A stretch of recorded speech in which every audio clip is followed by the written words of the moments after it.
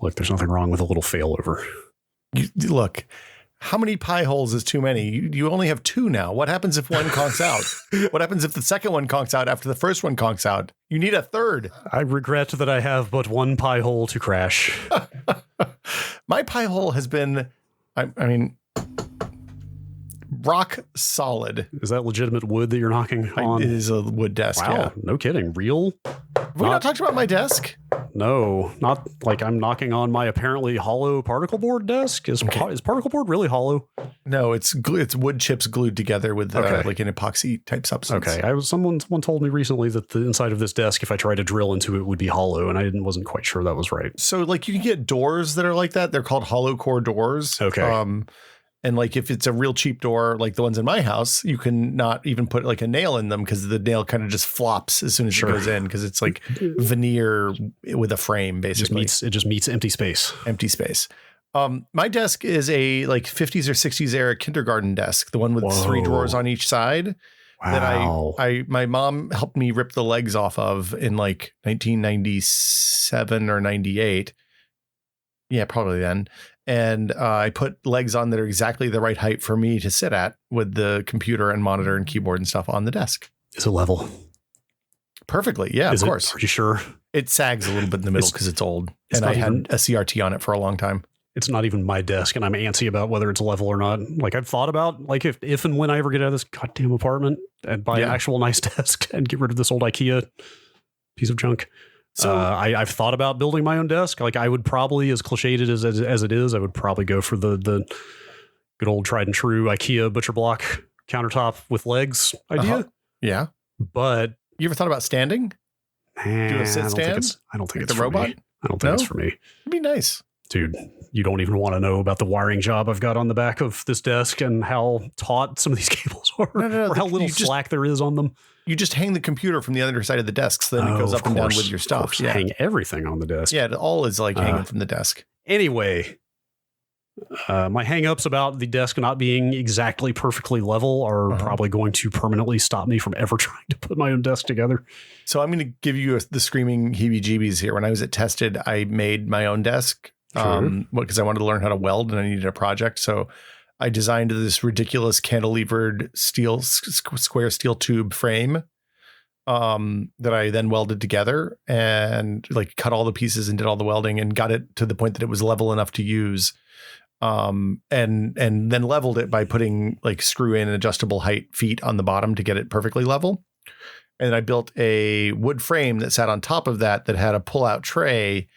And I didn't really think about how much it was going to weigh when I was done with it because the square steel, I bought the wrong gauge square steel tubing. So the square steel tubing weighed about 60 pounds. And then the wood top, which I built out of, I think, like 3/4 inch ply, 13 ply, 3/4 inch, I think, weighed another like 30 pounds.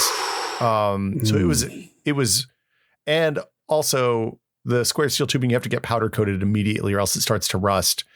And this was right around the time my daughter was born. So I had this desk that had a bunch of these really cool cantilevered angled edges, but they were all incredibly razor sharp. And I had this kid toddling around. I was like, this is a bad idea. So I gave it away. And I kept the kindergarten desk. I want to see what this desk looks like. There's a 7-part video series. Tyler, who used to work with at GameSpot, I think. Maybe, I don't know. It was the video producer who helped us with that was awesome. We basically were in Adam's shop for 7 days cutting and welding. So the guy who shot the desk got the desk. No. I gave the desk to one of my neighbors. I posted it on Nextdoor and somebody came and picked it up. I'm sorry. Yeah, no. God, what is that? Like 100-pound desk? That's It was unwieldy. 100 pounds and razor sharp? Well, only parts of it were razor sharp. Most of it was pretty good. That's but I gave it to, there's a metal worker around the corner was like, oh yeah, I have the stuff to sandblast that and powder coat it. And so he did that and it was good. Not sure if that's a desk or a death trap.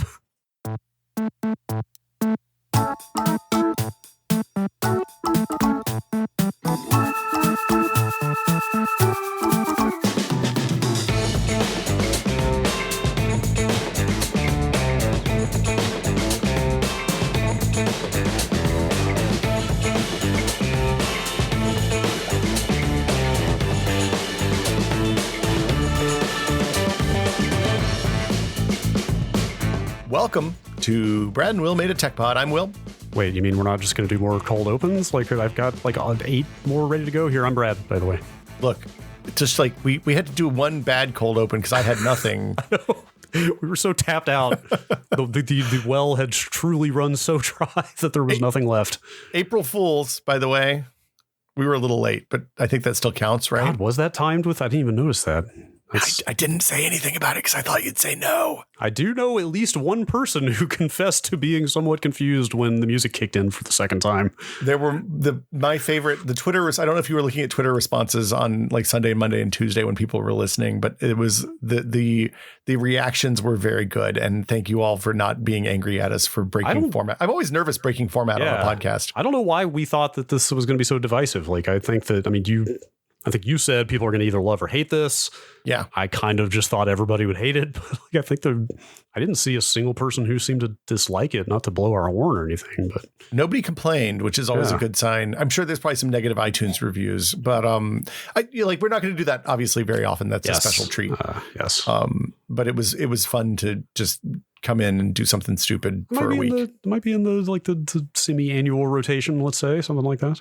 Yeah. Well, a couple times a year, maybe. It's also, it was a good excuse to talk about things that like aren't big enough to justify their own episode. Yes. Or like cultural touchstones of import. It's like the slice of life color of the podcast world. Yes. Cultural touchstones of great import. That's what people come to this podcast for. Yeah. Plus it's always fun to break format, right? Yeah. No, you're right. Yes. Like it was a good time. It was a good time. Yeah. So this week though, we're going to not break format. We're going to go back to the roots and we're going to talk. Look, this is a complicated topic, so I'm not going to say in-depth. I'm going to say semi-in-depth, pseudo-in-depth. It is an in-depth topic that the depth of which we will plumb lightly, let's say. We're not physicists here or anything. Your notes do say information theory at one point. It's exclamation pointed and all capsed. Yeah, this is a heady topic. Yeah, we're going back to some tech-ass tech. Like, let's get into some signal standards and... Ultra-wideband. That's right, ultra-wide...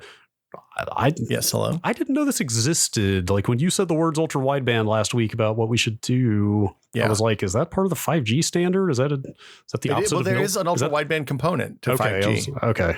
Because I thought I'd heard the term before, but the point is the application of this, which we will get into, is very much not that. It's kind of the opposite of that, and I was surprised to hear that. But so this is a thing that's in a lot of new phones, brand newer phones, let's say, starting with like the iPhone 11 and the Samsung Galaxy S21, I think, which is like 2-year-old phones at this point.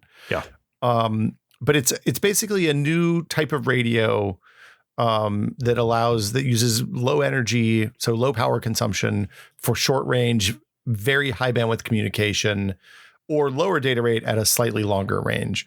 And the way to think about it, so like typical radio communications are what you call narrowband. And what they do is take a slice of the radio spectrum. So the radio spectrum is, everything from gamma radiation on one end to X-rays on the other. And that range is defined by the wavelength or the frequency. You mean the electromagnetic spectrum?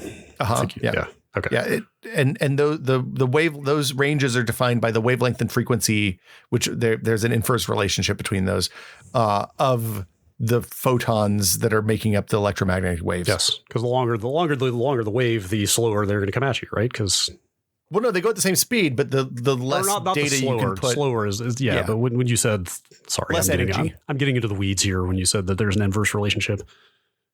No. The inverse relationship is that the frequency and the wavelength are have to do with each other, and one is one over the other. Speed was this is why we're not experts. Yeah, no. Speed was a poor way to characterize that, but I think you know what I mean. Well, but speed. What you're thinking about is that at a higher frequency, is the period is that the term I'm looking for here? Like the number of times per second or per. That's the frequency unit of time. Yeah, no, I know that, but I'm saying like when the wavelength is longer, you're going to get less of the up and down. Yes, that's correct. That's what I was trying to get at. Poorly. Well, and using narrowband radios like what we use in our cell phones and Wi-Fi and all the other things that you're familiar with, the higher the frequency, the more data you can pack into the same amount of bandwidth, because usually you do narrowband radios by varying power level, frequency, and or the phase of the wave itself. So what wideband does is so let's take a step back. Remember when cordless phones came out and they were all like 900 megahertz? Mm-hmm. And they were pretty good. They had really good long range, but they were really subject to interference, and you couldn't work with if you lived in a city, they probably wouldn't work very well because there'd be too many other people with the same phone in your general vicinity. Those were using analog signals in a fairly small number of frequency bands.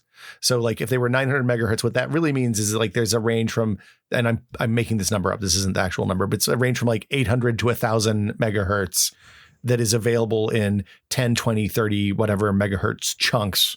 And each one of those represents a channel. So that's like what your VHF and UHF on old school analog TVs were. Where the channels were frequency ranges that were just specified and defined by the FCC to say, okay, channel 1 is this megahertz range, channel 2 is this megahertz range, and so on down the line. Do you know how those ranges were doled out? Was it by company? Like this company can only make phones in this specific sub range? Or was it the Wild West? So typically you license, like for licensed spectrum, the FCC says, okay, this particular piece of spectrum is used for ambulance and cops. This piece of the spectrum is reserved for military. This is for like long range. This is for pagers. This is for communications devices. This is for astronomy, communicating with satellites. And I mean, that's all like infrastructure critical stuff, not your shitty retail off the shelf cordless phone. Exactly. The rules for unlicensed spectrum, which is like 900 megahertz, 2.4 gigahertz, 5.4 gigahertz, and on up, there's a few others, are as long as you don't mess with anything that's licensed and you accept interference, you can do whatever you want. So it's literally just anything in this specific range goes, no matter what your competitors are doing or your products. Just don't mess up things that are licensed and accept interference. What a mess. Okay, so it's good to know. It like in the 900 megahertz days, it was fine because there weren't that many radio devices. It's not like we had Wi-Fi on everything. But and also the reason those areas are blocked off is usually because of some sort of interference that makes them bad for like reliable radios. For example, microwave ovens interfere with stuff in the 2.4 gigahertz range, which is why when you had an 802.11b device, if you microwaved a big glass of water, the Wi-Fi would crap out until we figured out speds a bunch of other stuff that we're not going to get into today. Narrowband. Yes. Narrowband radios vary the phase of the wave, the frequency of the wave, or the power level. And like that's, you see like FM stands for frequency modulated, AM stands for amplitude modulated. So AM radios, the waves get shorter or longer. Other way around. AM radio, the waves get taller or shorter, and FM radio, they get shorter or longer. Got it. Or horizontally. One's horizontal axis, one's vertical axis. Right. With ultra-wideband, what it does is, and in this case, we're talking about wideband in terms of the amount of spectrum it goes. It's a very little amount of data over a large chunk of the spectrum. So instead of just living in those unlicensed areas, these are authorized to work across much broader episodes of the spectrum, but only if they don't interfere with the other places. And they do that by sending the data encoded in actual pulses of radio signals at time intervals over a really, really, really large chunk of frequency. And that lets them transmit over a really, really massive amount of data at one time, but over a very, very, very short range. And there's some other interesting side effects that come with this. Then they specifically can't interfere with the frequency modulated or power or phase modulated or power modulated signals that narrowband uses. When you say short range, we're talking like inside your house, right? Line of sight in some cases. Right. Okay. So the other side effect of this is because of the way it works, you can also do really real time, incredibly precise location tracking using time of flight between the devices. So what that means is you can get it's precise and fast enough. You get instant lock. It's precise and fast enough that you can get motion and relative position on a moment by moment basis, so you can actually track movements in basically real time. Have you seen this in action? Like, does it appear like, I was wondering what this would look like if it were updating on a screen? Like, is it a little bit jerky? Like it kind of hops multiple times a second, or is it very smooth as things move around? Well, so we'll get to this. It's not really being used for a whole lot right now. Yeah, sure. I guess maybe there aren't a lot of opportunities to see it in action yet. The one example that I have personal firsthand experience with is the updated AirPlay post iOS 13. Which, AirDrop, where you, where when you like, if you pick up your phone, you're trying to AirDrop something to somebody, like send them a link or something. If you AirDrop it and you point it at somebody who has a phone that also has a UWB chip, then it will put that person at the front of the list. Interesting. So like if you're in a subway station, there's a billion phones around, everybody's on them, and all their AirDrop stuff pops up. It makes it easier to find the one person that you want. Also, like you can aim it and kind of you used to be able to flick. I don't think you can in iOS 14 anymore. But there's actual directionality to this, not just proximity. That might only be in the dev kit. I can't remember. I saw it someplace when I was noodling with something, and I haven't seen it since. So. But the tech does let you kind of point specifically at things and kind of establish signal that way. The resolution is a centimeter scale right now. Oh, wow. And it goes up when you add more antennas. That's pretty good. So theoretically, you should even be able to use it for like positioning for AR audio and stuff like that, for spatial audio that's tied to elements in the room. Can I throw this out there? This is something that I gathered from reading a couple articles about this. Like it might help to contextualize this for people, because there aren't a lot of real world examples yet, that it seems like it might fill a similar role to Bluetooth. Is that accurate in your understanding? I don't know what it depends on what the power requirements are. It's the how much power this stuff uses seems to be a pretty tightly held proprietary secret, because nobody publishes that like their UWB chip is this many watts compared to, say, a Bluetooth LE. The white papers that I've read strongly imply that it is comparable to Bluetooth LE. I'm curious if we're going to see, like, Bluetooth is a really widely accepted standard, and every phone sold since 2009 has Bluetooth on it. I'm interested to see if we're going to start seeing UWB headphones. I was wondering in the future. That was the first question I had when I read through all this stuff. I mean, we'll get to it. I know there's some more. That theoretically should let you do like full lossless audio. Oh, that sounds great. Ridiculous bit depths and all that wirelessly. As someone who like excised the entire iTunes like Apple Music ecosystem from my life and replaced it with things that play FLAC. Yeah. As someone who has a bunch of 100 gigabytes of FLACs on their phone. I would love to have some wireless headphones that could play those losslessly. Well, and it's an interesting question, because like I don't know that I would trade battery life for losslessness on like most of what I listen to these days. You're totally right about that. Like I'm not that out of my mind. Yeah, just use a wire if you care that much, right? Yes, it's not that big a deal, but we'll get into some of the potential applications later. But I feel like that at least gives people some context for what this might be useful for. Yeah, hopefully. It's interesting though, because so Apple and Samsung seem to be the two people that are shipping the most stuff that do UWB. I was surprised when the AirPods Pro and AirPods Max came out without the U1 chips. Yeah, at least for the phone, at least for the AirPod case, maybe. I guess the M1, the ARM laptop, the M1 MacBook also does not have the U1 chip either. So, or if it does, they don't put it on the spec sheets, and nobody found it when they tore it down. I mean, it could be in the SoC. Who knows? Anything can be in the SoC, I guess. But yes. So it's interesting because like when I was reading about this, I was thinking about the ways that devices could communicate with each other, and like my Palm 3 had an IR port. Do you remember those? IR ports, yes. I saw that you wrote in the notes about. Sorry, I was looking.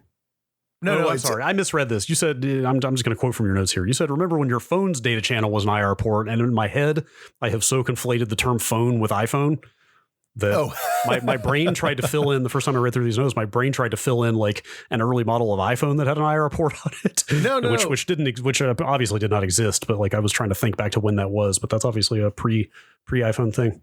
Well, so yeah, like PDAs, like Palm Pilots, I think all had, after the 2 or the 3, had infrared ports that you could use as like you could download a universal remote for your phone, for your TV, that your PDA could control. It wasn't a great experience because touchscreen remotes kind of suck, but and that thing was limited to 100. I think it was serial port speeds. It was like 112 kilobits per second, 112,000 bits per second, or 112 kilobits per second, something like that. I remember, Windows mobile phones all had those and BlackBerries all had those, I believe.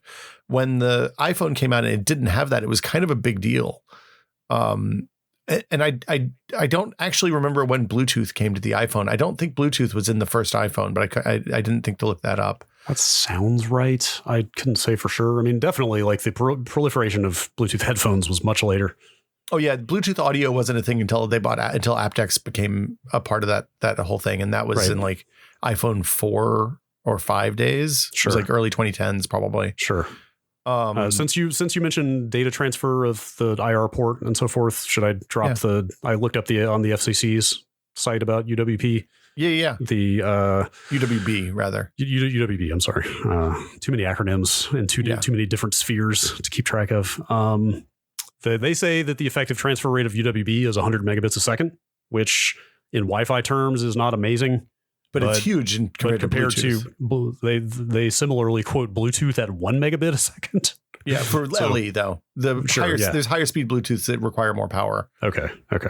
But my assumption based on what everybody was saying is that the UWB transfer and the Bluetooth LE transfer about the same rates for comparable power. Oh, interesting. I don't know if that's true, but that's my assumption based on the way this was positioned. So it sounds like maybe more for like positional tracking in the short term rather than data transfer for this.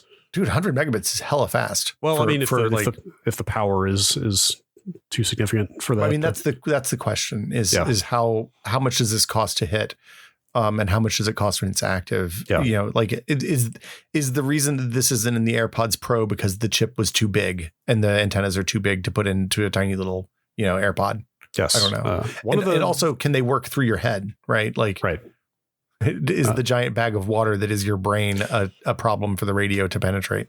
The Macworld story that you sent me mentioned like pretty much like the one feature they have really shipped with this so far, at least in the Apple sphere, is kind of seamless sort of positional handoff of audio between like a phone and a HomePod that you could essentially, I don't know if this required you to point the phone at the HomePod or just kind of wave it near it, but it would seamlessly hand off the music that the phone was playing to the HomePod just by proximity. You just kind of get it next to it is from the videos I watched. I watched a couple of people doing it. I didn't buy a HomePod, Brad. This may shock you. It's only in the Mini. Also, the big chonker HomePod doesn't have the U1 chip. And is that one still a going concern? They discontinued at least part of the HomePod line recently, right? I think the big one's gone, but the Mini is just the big one. The Mini's new and is the hotness. Yeah. Yes, says TechCrunch. They discontinued the big HomePod and will focus on the Mini. It turns out it's cheaper to have a bunch of small, pretty good speakers than one really big chonker. Yeah. So yeah, it's an interesting thing. Like learning about how this works. We're not going to get into how it works because I did a bunch of reading and it's all like crazy information theory stuff. Wait, we're going to skip the information theory? Well, we can talk about it a little bit, but I'm not going to get into it. You mean the study of quantification, storage, and communication of information as per your notes? That is exactly what the information theory is. And it's like a mixture of physics and computer science stuff. It's like, like this, the people who do information theory are the ones that say, okay, this is how much data we can conceivably send using a fiber optic cable. And like they're working on everything from like compression loss. It includes stuff like lossy and lossless compression and all the way down to like how is it, do you get more data into a light pulse by modulating the frequency or the length of the pulse or both or the phase or polarity or, like it's really the intersection of physics and computer science, like hardcore computer science stuff. Should I assume this is the same use of information that you see in cosmological or astrophysical contexts? Do you know what I'm talking about? Like you'll see see the word information to describe I was reading about quantum entanglement the other day, and the point being made was like, yes, something is happening at distances faster than light, but like information is not being exchanged faster than light because according to our understanding of physics, that's impossible, right? Yeah. Is that the same? But in that context, information can mean like, states of matter and right. Like in the idea that the information, once the information passes the event horizon of a singularity, it ceases to exist for all intents and purposes. Yes. Yeah. The same idea. This is the same use of the word. Okay. The idea is it's related to entropy and stuff like that is my understanding. So And it shows up a lot in cryptography as well. So because obviously, like you're with cryptography, you're trying to make something that contains information be retrievable, but essentially look like the background entropy of the universe for somebody who doesn't have the right math to unlock it. Easy peasy. Easy peasy. Yeah, it sounds so simple when you describe it that way. Yeah, these are look, I spent a lot of time on the ELI5 Reddit reading about this stuff because it turns out it's a really good resource for scary physics stuff that my 25-year-old memory of whatever physics classes I had to take to get my degree, are there. So we talk about bandwidth in this case, ultra wideband. We're talking about bandwidth, and usually when you're talking about computers, you say bandwidth. What you really mean is throughput, which is the amount of data per second you can get through some sort of pipe. In this case, bandwidth is the actual width, the width of the spectrum band that we are using. That tells you what the bandwidth is because it's sending in pulses, right? Not in a sustained way. No. We're not. In this case, bandwidth means something different than what you normally mean it to mean. Okay. So normally you mean bandwidth. When you say bandwidth, you mean this is the amount of data transferred per second. I should have said throughput is what I meant to say. I'm sorry. Yes, so the bandwidth is determined by physics and radios and antennas. It's a terminology heavy episode. I'm sorry. We'll put I'll put a glossary at the end. Yes. Can we put a parental advisory sticker on the front of this podcast? I've always wanted to. You could do that if you want. Smack it on there. Parental advisory, explicit terminology. So there's the name right there. That's right. Warning, explicit terminology. Yes. The thing that's fun about this is I was reading about this stuff. I realized it, like I knew this before, obviously, but everything from X-rays to gamma rays are, light. Basically, it's photons moving. I think we've talked about that before. The EM spectrum, I think, is a really elegant and fascinating and like incredibly fundamental idea to our existence, right? I mean, it's one of the most fundamental forces in the universe. Well, and so radio is just a small slice of that. Like it's a small part of that. Yeah. What we call radio is a small part of that spectrum. I thought it was a pretty big part of the spectrum, right? I looked up some graphs before this.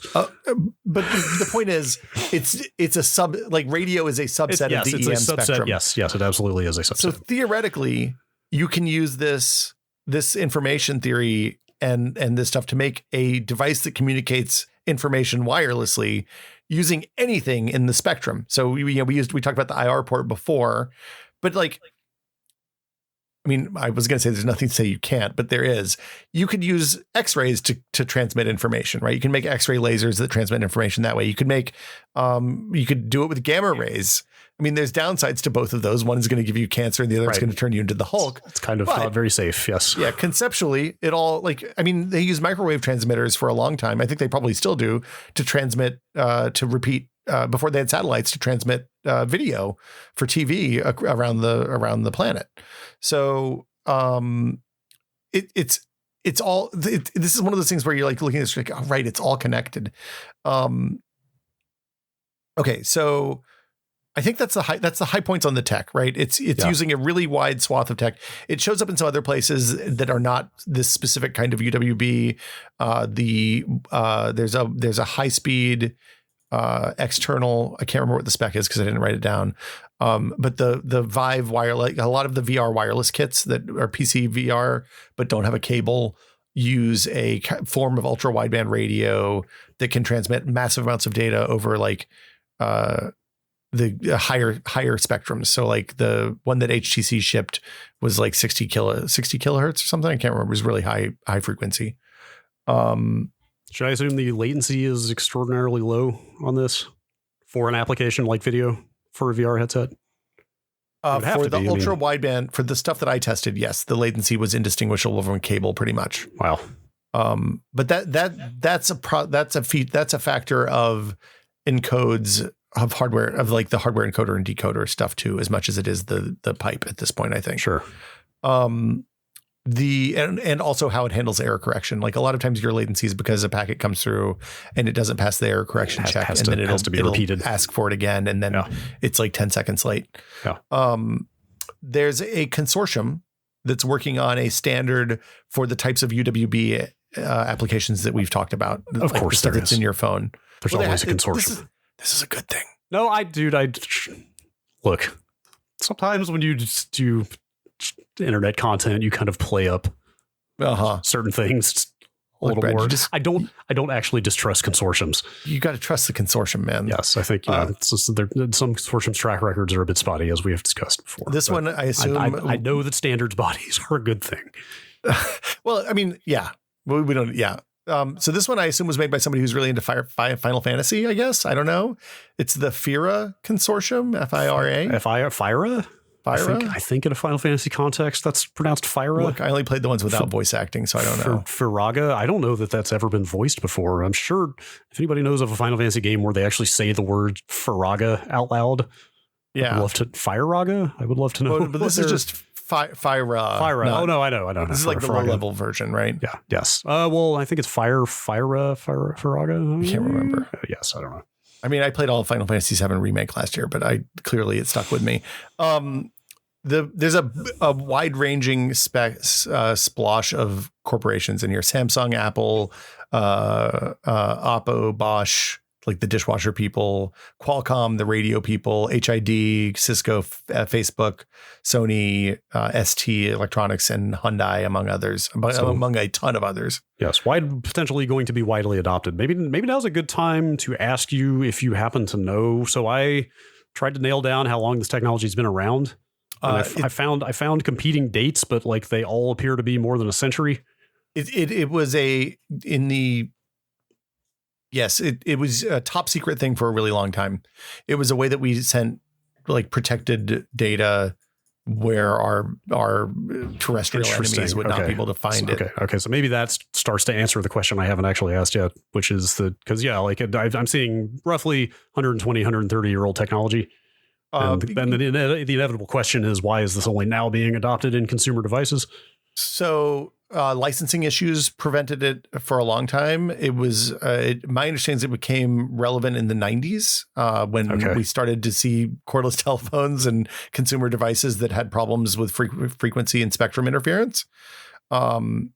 There were other cheaper technologies, easier to use technologies that allowed us around those problems for most people. Okay. So like spread spectrum stuff where it would bounce from channel to or channel changing, automatic channel changing, stuff like that kind of worked better is my understanding. But I didn't get too far into the history on this. I just thought it was interesting to me that we used it for spy communications for a long time because it just looks like background noise when you're looking for narrowband signals. So it's just not where the R&D was earlier. Yeah, and there were better, cheaper, and also before the rise of phones, there wasn't really a need for a high-speed personal area size network. Sure, that is absolutely fair. Like if you had kept coming at me in 1995 and we're like, hey, we have this radio technology that's going to give you a really fast signal in like a space of 5 feet, I'd be like, well, what the hell do I need something that's 5? If it's 5 feet away, I'll just plug a zip disk in and then copy it over and plug it into the other zip disk. No, you may not have $50 million to further develop this technology. Yes, exactly. So the interesting thing about all of this is that it's showing up in a lot of it's in a lot of devices right now. You probably, if you've bought a phone in the last 2 or 3 years, it's pretty likely that you have one that uses this. It's in all the iPhone 11 and newer phones, except for maybe the budget phones that they released last year. Let me see. Yeah. It's in the latest Apple Watch, the HomePod Mini, the Samsung Galaxy Note 20. Yeah, I was surprised real quick, the new iPhone SE does not have the U1 chip, yeah, that makes sense. It's not capable. I was surprised to see the new Apple Watch and the HomePod Mini and some of these like ancillary devices in their lineup also have it. But again, like the laptops don't, the most recent iPad refreshes don't. It's a little scattershot what they're putting it in right now. That is the speculation that I read is it'll be in the iPad Pro, but probably not the regular iPad Airs. The assumption is that it's going to be used for AR stuff as well as so Samsung released a thing called the Smart Tag Plus, which is basically it's a UWB chip with a battery, and you can stick it on things that you don't want to lose.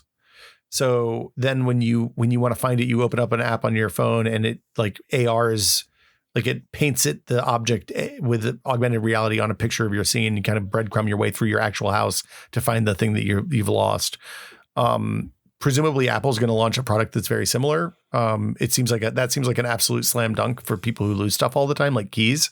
Yeah, especially if it integrates with your phone. I mean, there are products on the market that are not associated with a phone ecosystem, right? Like Tile. Tile right? does that, with Bluetooth LE. Yeah. Oh, they're Bluetooth. Okay. So the problem is the Bluetooth LE isn't super positional. So it tells you it's the difference between somebody blindfolding you and telling you to walk 15 feet right and turn 3 feet and then take 5 feet left versus playing hot and cold.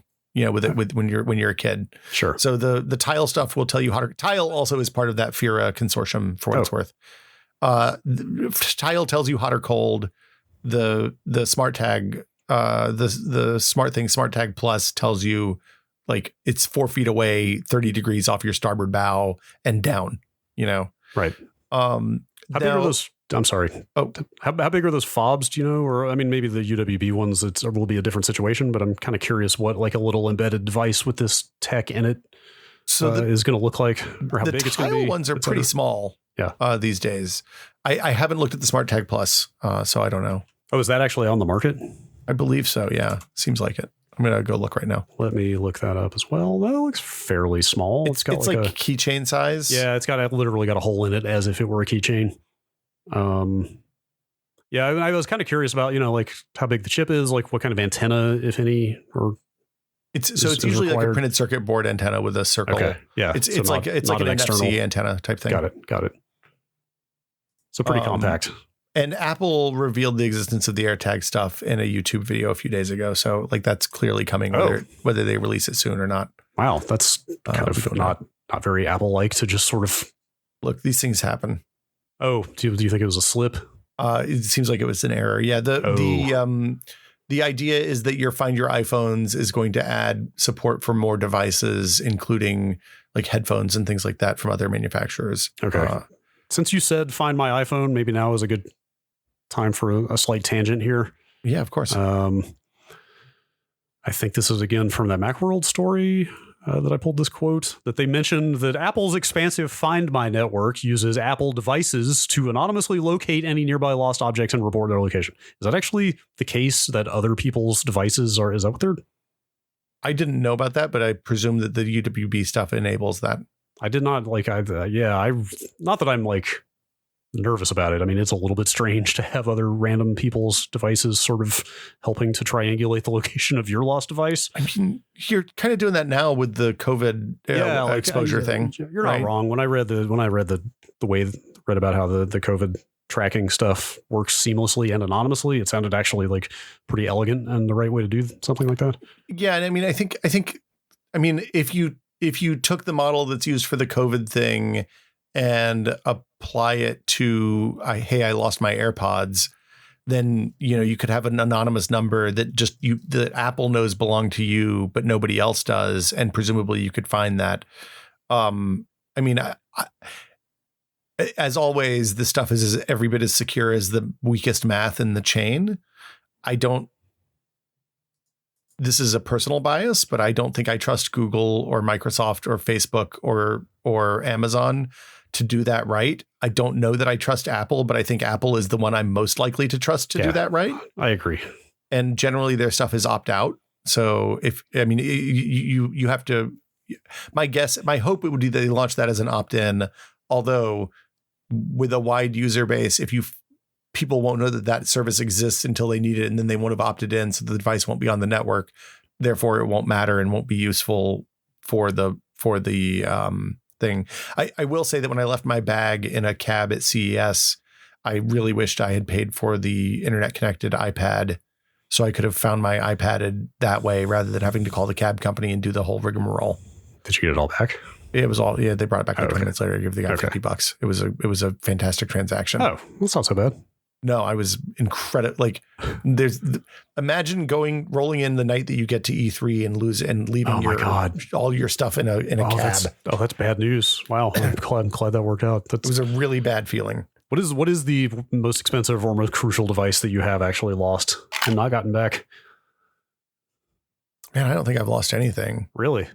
Yeah, I'm pretty good. I like that's the only time I've ever left a bag in a car or anything like that. I smashed a couple of phones, but I think everybody does that eventually. Different kind of error. The only one for me was doing a multi-leg red eye, and on the last leg of my flight, I got my Kindle out thinking I would read it, and then immediately passed out, and it fell out of my lap onto the floor, and I didn't notice, and then just got off the plane, and that Kindle was gone, despite repeated calls to the lost and found at the airport. That Kindle was long gone.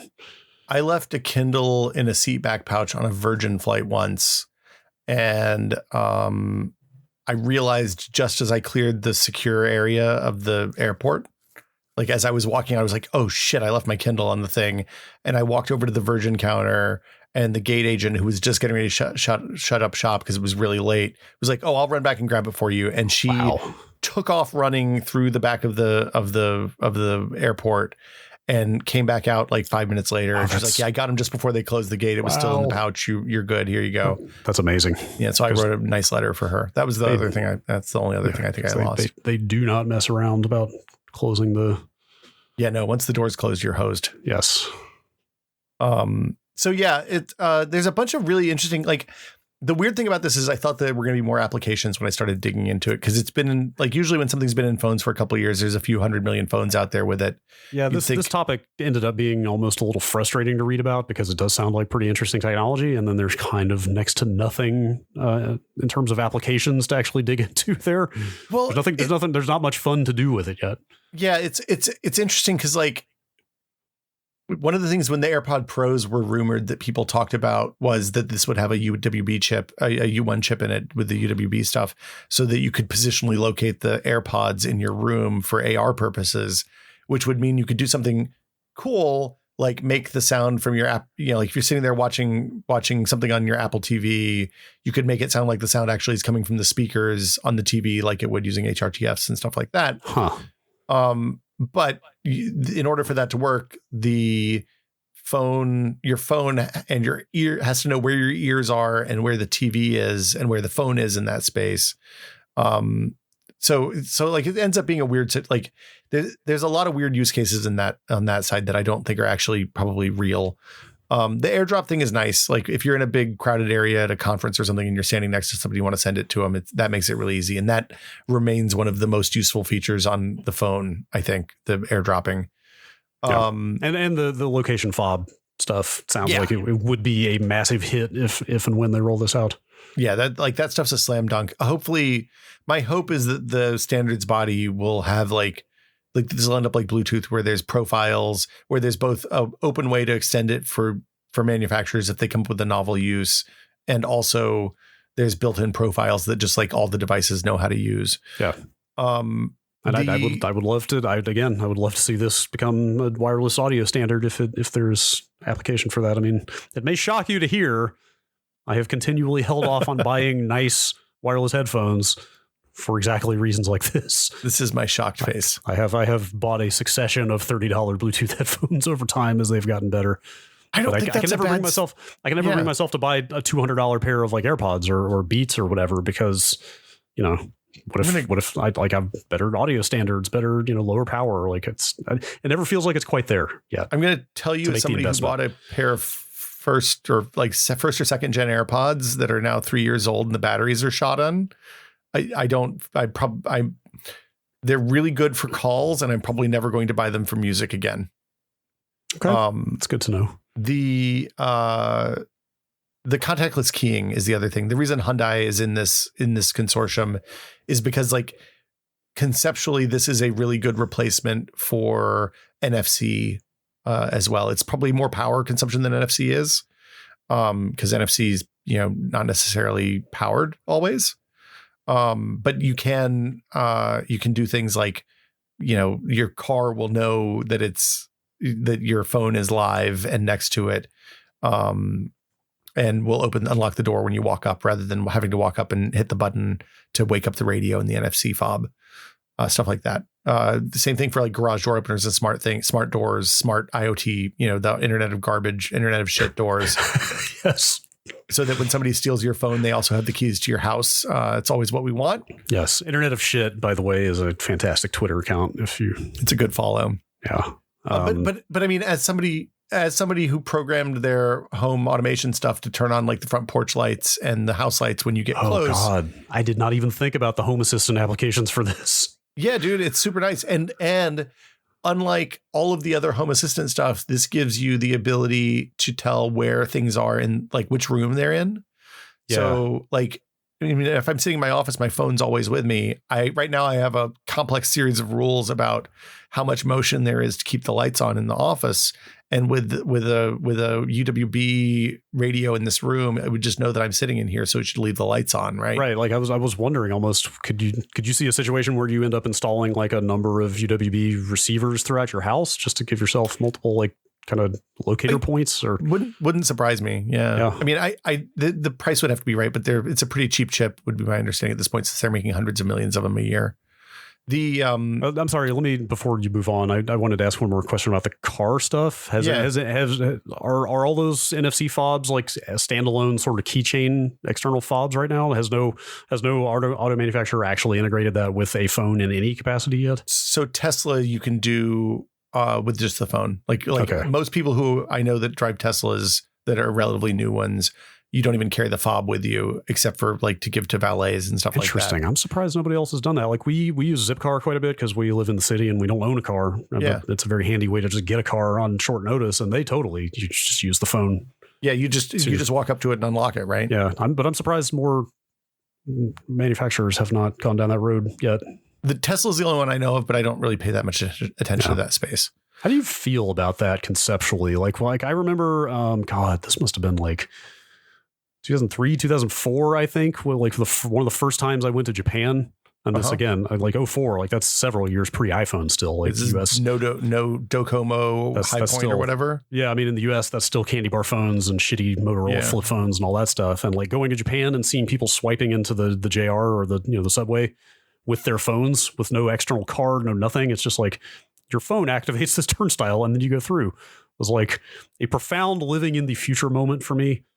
And yeah, at that point, I came to like really almost fetishize the idea of like, how cool would it be if you had one device that did absolutely everything in your life? But now that I'm actually a bit older, there's pros and cons, it turns out. Yeah, like it's maybe the future has gotten a little darker since then, but it's like maybe having one single point of failure that you can lose or break easily is not the best idea. Well, I mean, I think the point is that there's always alternates available, right? I would love to have. Like I would love to be able to use BART without having to carry a Clipper card, right? Just use the NFC chip on my phone in a BART app and, add money with that and pay for parking and all the stuff that you have to do with BART. I feel like I've read an article about New York doing phone-based MTA payments now or soon. I can't remember. Maybe it was being trialed someplace. I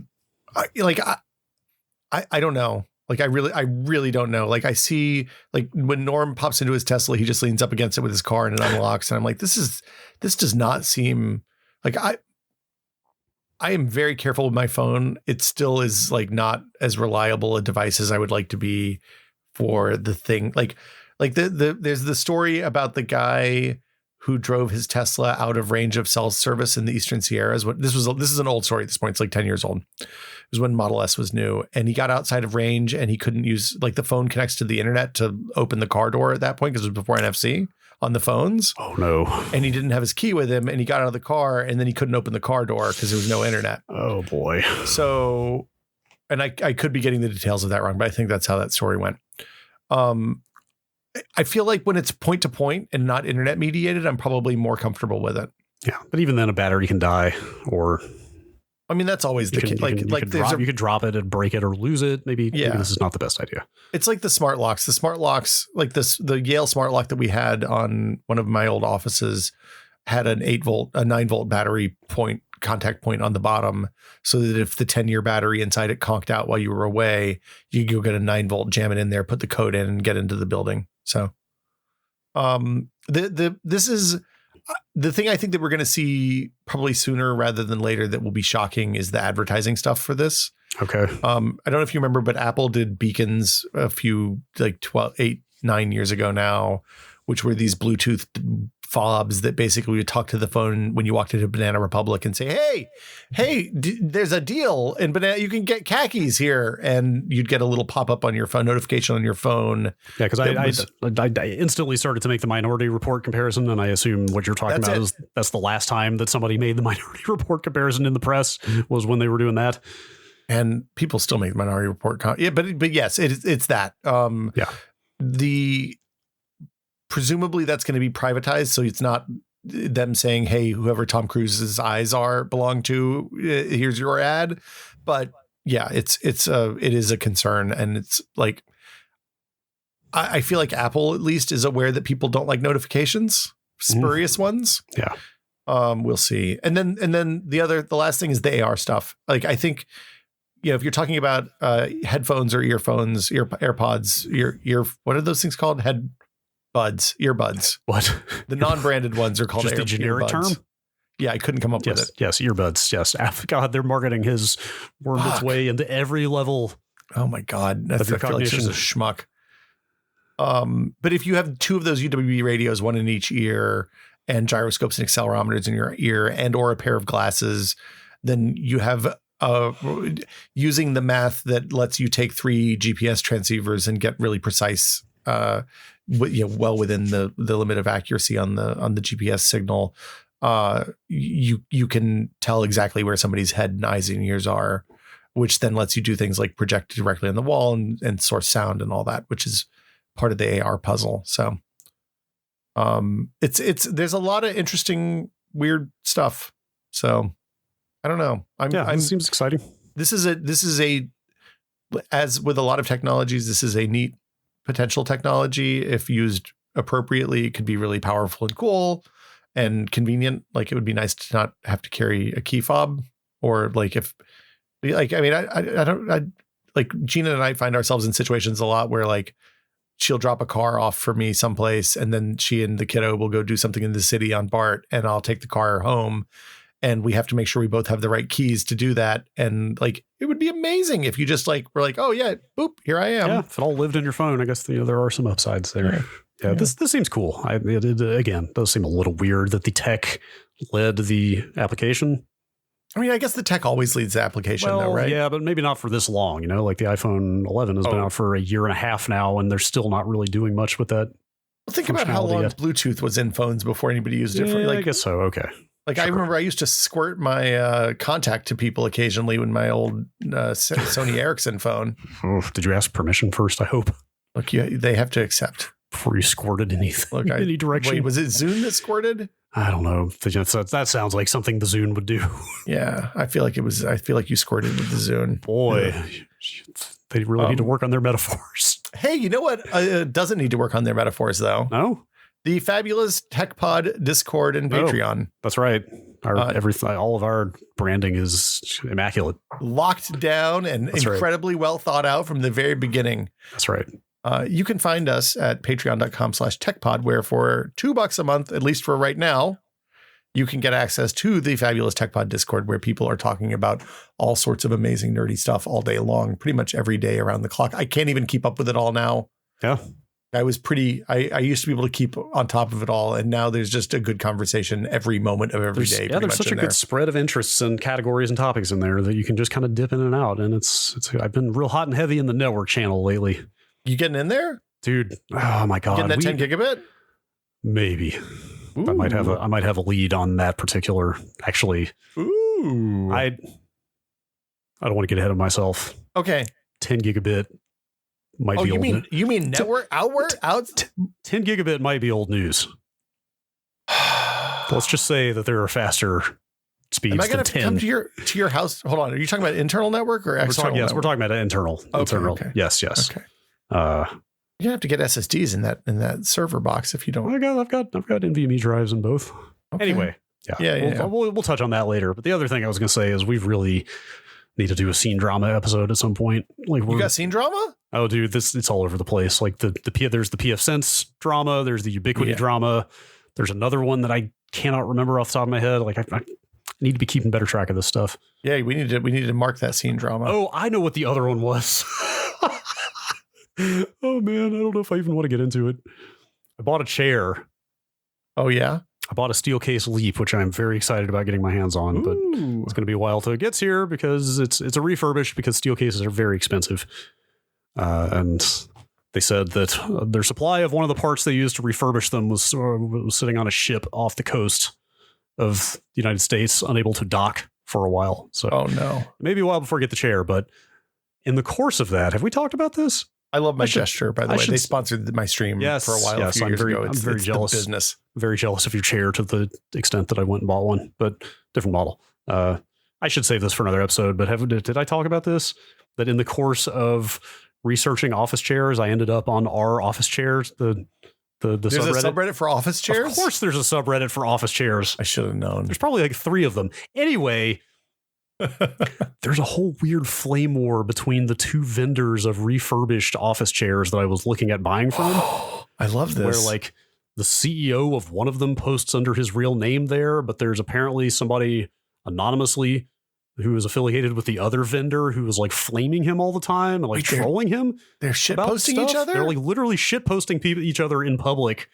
Like, and like I'm so irony poisoned at this point that I don't even know if I can take that at face value, or I'm like, what if they're actually collaborating with each other? This is like some weird 3rd level meta marketing exercise where they're trying to like drum up attention by having this war of words on a subreddit. Do you think this is was it the second Deus Ex game did this? They had 2 competing coffee Starbucks clones. Oh, dude, and then it turned out, spoilers by the way for a 15-year-old game, they were the same company. Dude, I believe it. Like a part of this narrative is that these 2 companies used to work with each other, and then one of them dumped the other and started selling the chairs directly. And it's an ugly scene. I love a good disgruntled employee goes out and starts a new business story. Those are always great. It was, So there's that. There's this crazy Ubiquity breach that happened recently that they seem to have covered up. Yeah. There's the PFSense stuff is off the hook. Dude, the fucking crazy over there. The Netgate PFSense stuff is like maybe the most insane. It's making the TrueNAS business look good. Example of a company like torching its own reputation that I've ever seen. Like, holy crap, we should think about maybe digging into that stuff. If look, okay, so we're at 1,700 patrons right now, 1,700 and change. Why don't we promise scene drama when we get to 2,000? Okay, sure. You think that's right. Reasonable? I figure that's a few months. Unless you think scene drama has a short shelf life. I mean, look, maybe scene drama is a whole nother podcast. I don't know. People are enthusiastic about scene drama. The drama is hot right now, and we don't want to let it pass us by. That's true. Well, maybe we should. I don't know. Maybe we'll try. Anyway, if you want to find out about the Tech Pod, including about the Patreon, the Tech Pod Patreon, including finding out how you can get the monthly patron episodes. Last month, we had a patron spotlight for Twinkle Twinkie, who taught us about soldering. Like they got into a bunch of like advanced soldering techniques and the hardware you need and all that kind of stuff. It was really useful. It was wildly informative. That episode. And that's it. You can find it at patreon.com/techpod. If you can't subscribe to the Patreon, that's fine. Keep listening. We love you anyway. And just tell your friends. Yeah. That's how people find our podcast by telling us where they are. The other thing is if you think we should do collabs with other podcasts that are similar and aligned and interesting, maybe suggest them. We would love to hear in the email at techpod@content.town. Absolutely. I guess that'll do it for us this week. Oh, wait, we got to thank our patrons. Holy crap. Yes, please. This is the part of the show where we thank our executive producer level patrons, the Bunny Fiend, Jacob Chappell, and James Kamek. Thank you all so much. Yes, we appreciate it. Absolutely. Thank you. And I guess we'll be back next week. You guess? I mean, I plan on being. Are you going to be back next week? I'm going to be here. Let's say resolutely, we will see you back here next week. Very good. Bye, everybody. Have a good one.